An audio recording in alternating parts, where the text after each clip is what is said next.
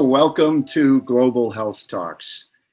Today is a very special treat for me because on the program today, we not only have someone who is an amazing doctor and contributor to better health, but is also a very good personal friend who I have known for a number of years, more than I think either of us want to divulge. But my guest today is Dr. Terry Knapp. Terry, welcome. Thank you, Mike. It's a pleasure. Pleasure for me as well. I want to tell our viewers a little bit. I want to give them a little bit of the structured background of a guy like you. A combination of University of Florida, University of Washington, and a Stanford trained plastic and reconstructive surgeon. That really doesn't do it justice, because if we wanted to get into your entire background, we'd find so many things that would just knock people over that you have done simply from that DNA. But much more interesting, I think, especially in the context of the global aspect of Dr. Knapp and the global aspect of what you have been doing for many, many years, is the fact, and it's not an asterisk in your background, it is something that you have been actively doing before it was even fashionable to do it. You are a volunteer surgeon as well, and you have volunteered your amazing talents on 35 plus trips, which include Central America, South America, Africa, Asia, Polynesia. In addition to this, you are an inventor, holding 15 med device and information technology patents, which help the world of health and medicine every day. You founded, this almost seems like a throwaway, but you have founded 6 successful companies. And in addition, 2 of those are domestic and international nonprofits involved in patient education and also in surgical rehabilitation. Most recently, one of your alma maters, University of Florida College of Medicine, put you on the Wall of Fame. And that's no small accomplishment, and you're right there where you belong. And I'm delighted to read of all this. Most recently, you are the founder and chief medical officer of something I think the viewers will really be interested in hearing about, CareSpan Health. You selected for your topic, Terry, and I will read it verbatim, how medical information and communication technologies facilitate global health equity. So let's do a dissection here. Let's go through and take that line, break it down to the sum of its parts. I'd like for you, through that, to tell our viewers the difference between health equity and health equality, and give us sort of the ground rules for now the things that will follow. But first we have to understand exactly what is it you're going to talk about. Well, Michael, thank you very much for having me today. It's a real pleasure to converse with you, an old friend. Let's first make some declarations about definition. I think we should define the topic so that we can all understand exactly what we're talking about. So first is medical information technology. That is a very broad term that includes the means to electronically acquire, store, display, and analyze information concerning any aspect of health and or medical care. And medical IT might include devices that acquire patient information, the means to store it, and to especially present it in real time as actionable information for clinical decisions, along with the evidence to support those decisions.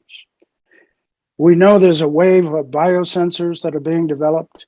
They're often inexpensive. They acquire data about the person's physiology and can display it to inform the clinician in real time. And then we have communications technology in medicine, which is essential for equitable healthcare delivery. When the patient can't come to the doctor, our communications technologies, including, for example, secure internet connections, associated audio and video streams, they can take the doctor to the patient no matter where they are. Then we get into health equity. I have to say that health equity seems to me to be based on the principle that in today's world, no person should be without the opportunity to receive basic medical care, and many don't. So it begs a question, does a person have a right to care? Now that's a societal and a cultural decision, but most modern societies, as we know, have either explicitly or in practice enacted that right. But we can invoke another definition to health equity as well. Equity can be characterized as an increase in the value of an asset to its owner. And if we look at it that way, any society's equity is based in large part on the health, that is the increased value of its individual human assets in that society. So improving population health builds equity that is worth for a society, any society. Those are my definitions. So, all right, that's very interesting.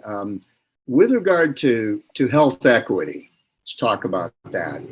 How have you gone about assembling the technologies that come along to addressing health equity? I guess first, what are the problem assessments with health equity, and what can technology do? Well, that is why CareSpan was founded. The thought experiment went like this, Mike. If we could scale healthcare globally by building a clinic in the cloud, accessible to anyone on earth, what would that clinic in the cloud look like? Well, from a physician's perspective, my answer was this. The technology itself has to support the universal process of medical care delivery. Remember, we doctors only do 4 things. Doesn't matter what specialty we are. You walk into my office, you have a problem. Number 1, I have to fully evaluate you. I might do some lab tests, some imaging, certainly a physical examination. Then I can make a diagnosis, a working diagnosis. And based on that, step number 3, I treat you. And then I'm obligated to follow up, to go back through the cycle if it's not working, and to document your progress if it is. So we had to build a clinic in the cloud that would accommodate that entire notion. I'm going to share my screen just for a moment here.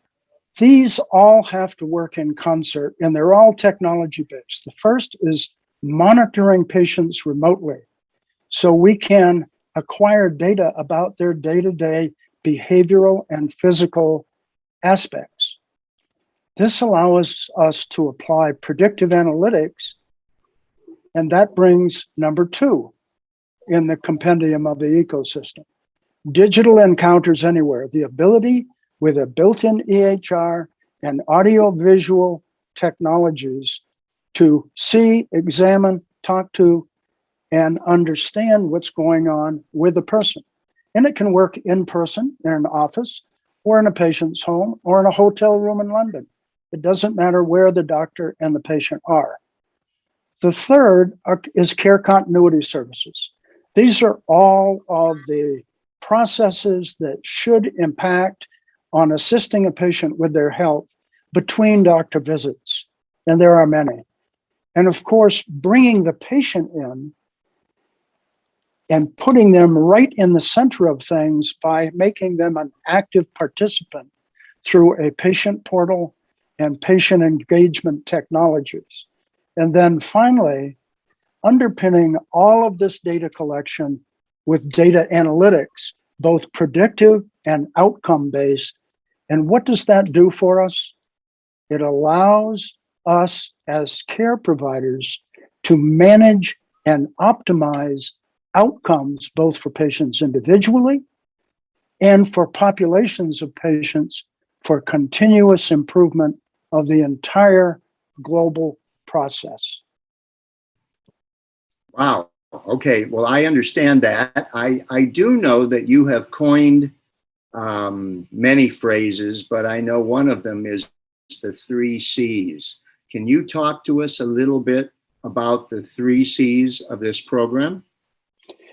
Well, I think that everyone recognizes when they face healthcare as the largest industry in the world, there are always 3 variables that are at work, inescapable.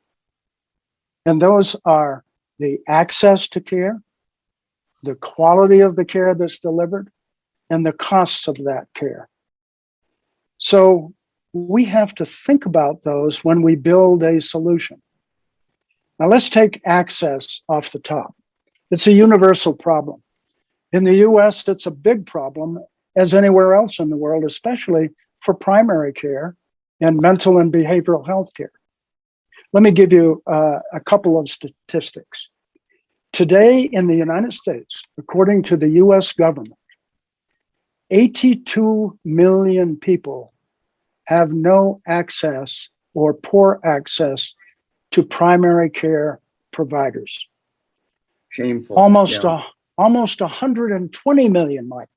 120 million people in the United States have inadequate access to professional mental and behavioral health care. That's staggering. So access for patients is a huge problem. And what are the challenges involved? Their time, their distance, their service availability, and one thing that's never factored into the equation in costing medicine, the cost to the patient of accessing healthcare. Sometimes access is so expensive, they simply don't get care. That happens a lot, especially in the developing world. Now, medical information and communication technologies solve these access problems. I'll give you a couple examples. Yes, please. I've done a lot of work in Mexico in taking care of cleft lip and cleft palate patients.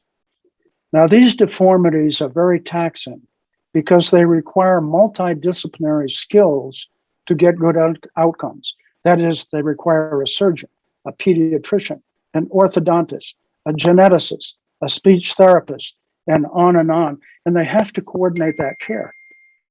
Often these specialties are not there in the remote areas that we serve.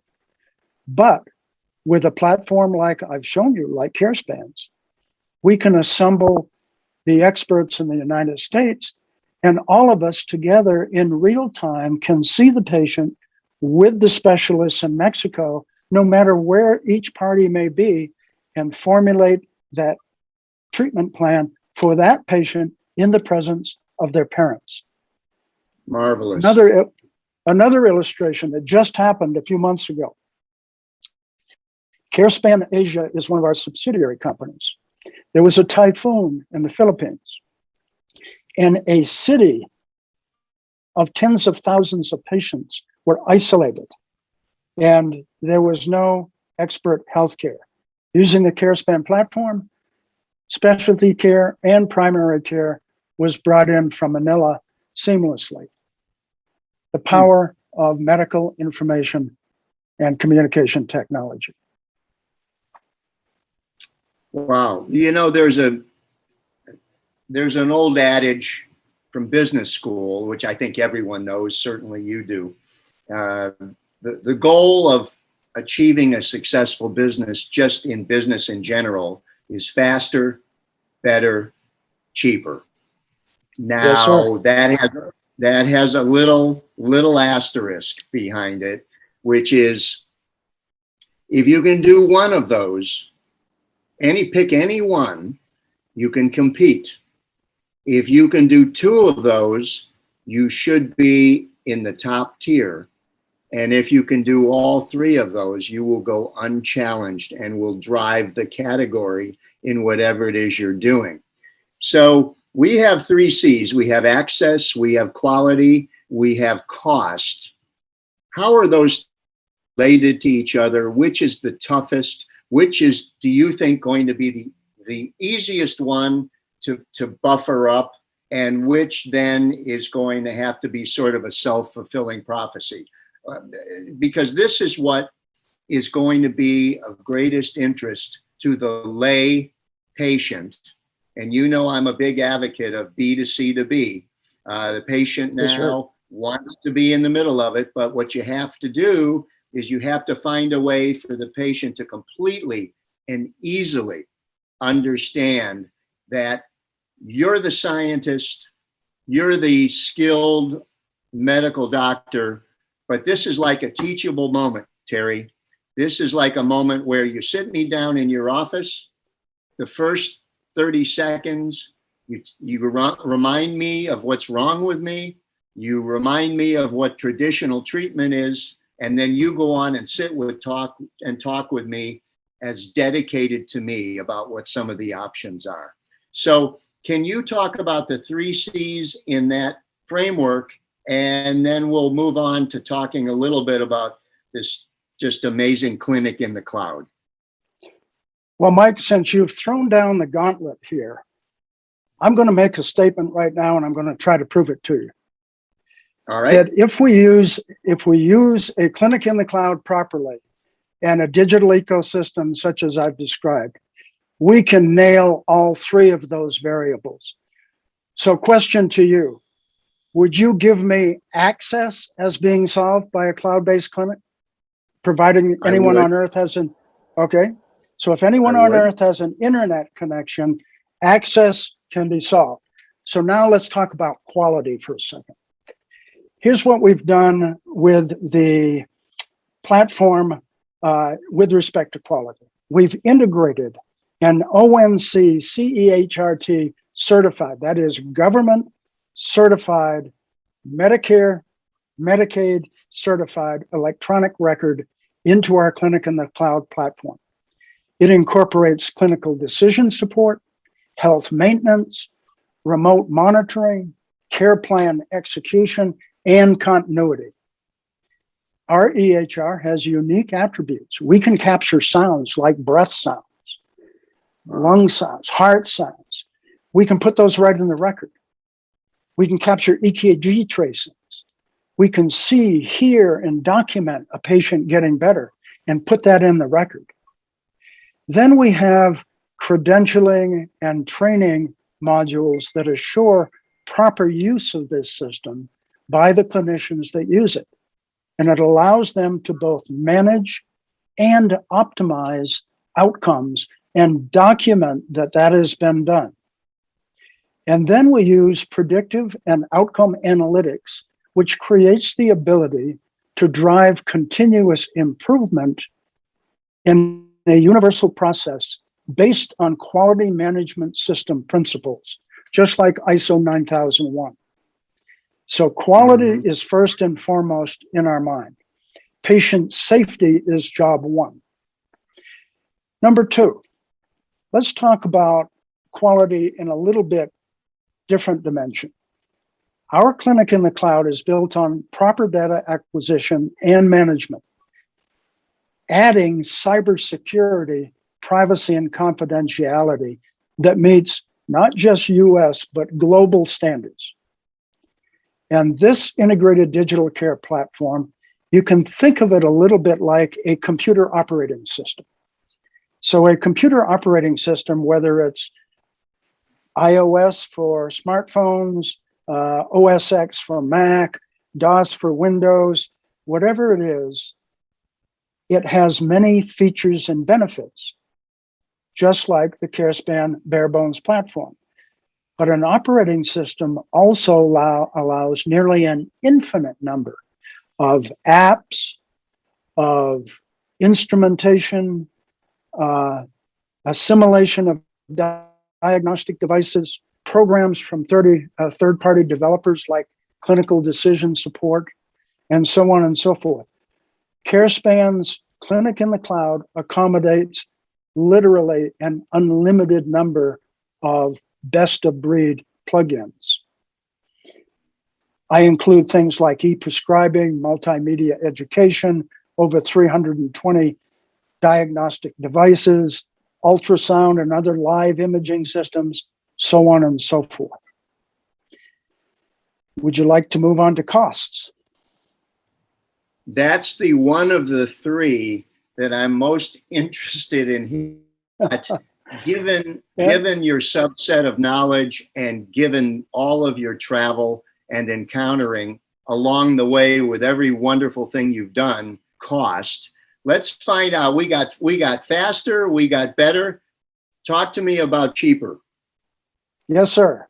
I will do that. Now remember, the Clinic in the Cloud is an information management and display system for healthcare delivery.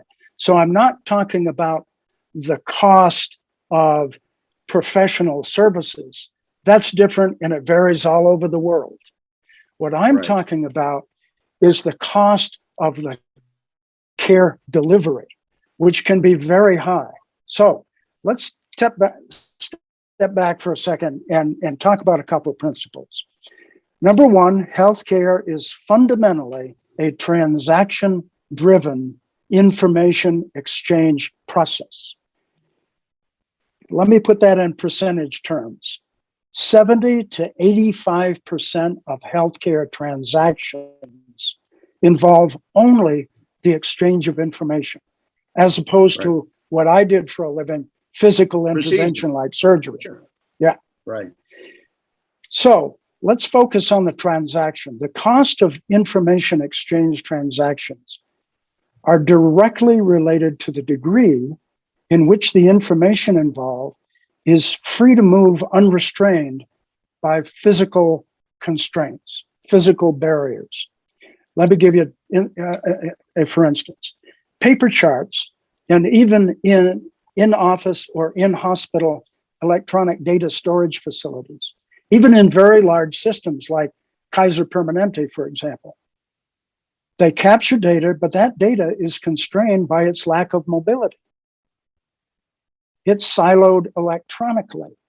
It's better than paper, but it's siloed electronically. Yeah. It's costly to free that information up and to use it among the myriad other healthcare venues and transactions that may impact the care of an individual patient. So with respect to cost, there's an information technology axiom that is particularly appropriate to healthcare. And it goes like this. If the data that drives a transaction has no constraints to its mobility, the incremental cost of generating each subsequent transaction decreases steadily towards zero as the number of transactions multiply. Of course. Now, imagine a clinic in the cloud where all data is unfettered by physical constraints, and it can be used by transacting parties at the speed of light. That means that the cost of the transaction becomes minuscule, leaving the true value of the transaction to be determined by the cost of the service without burdening that service with a large overhead cost. Now, these principles... Which varies country to country. Absolutely. So these principles, based on medical information and communications technologies, have the potential to lower the cost of care delivery so dramatically as to make basic healthcare affordable regardless of the wealth of a particular society. The consequences to that, Mike, are that human potential is unlocked and health equity can become globally attainable. I absolutely believe that.